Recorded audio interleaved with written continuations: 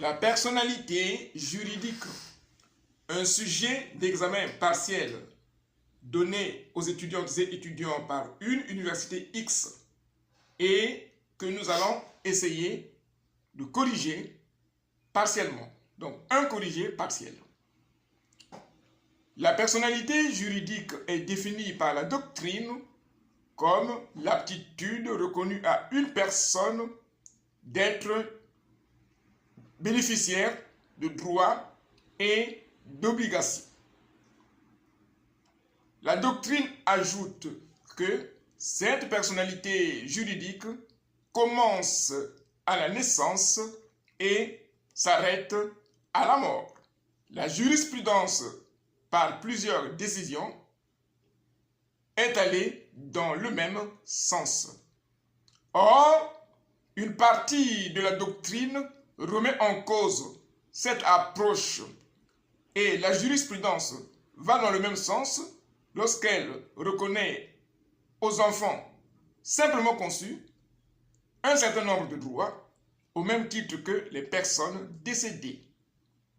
Dès lors, la question peut se poser de savoir à quel moment commence exactement la personnalité juridique et quand cette personnalité cesse-t-elle? Voilà la question pratique qui se pose à l'analyse de la personnalité juridique.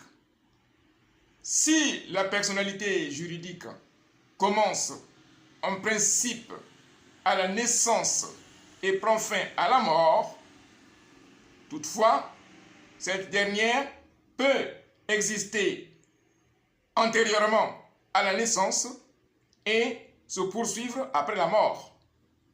Grand 1 donc. Le commencement de la personnalité juridique à la naissance s'éteignant à la mort. Grand 2. La survie de la personnalité juridique à la mort n'est susceptible de naître avant la naissance. Donc, il y a deux parties.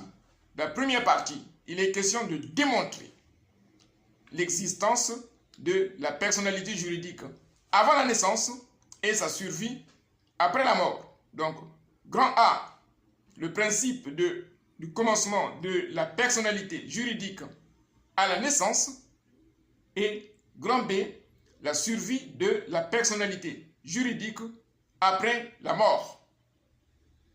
Grand 2, donc les limites. Donc, l'existence de la personnalité juridique avant la naissance et sa poursuite après la mort.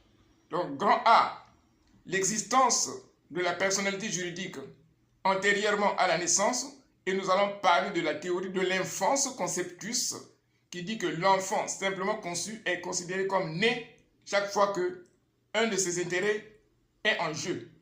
Grand B, la survie de la personnalité juridique après la mort, en faisant valoir le caractère obligatoire des droits de la personne décédée, notamment l'obligation de respecter un testament. Voilà à peu près une proposition de corriger qui peut aller dans le sens de ce qui est attendu par votre professeur, en mobilisant bien sûr les éléments de doctrine et de jurisprudence que votre professeur vous a donnés au niveau des séances de travaux dirigés. Si vous avez des questions, n'hésitez pas à les poser dans les commentaires.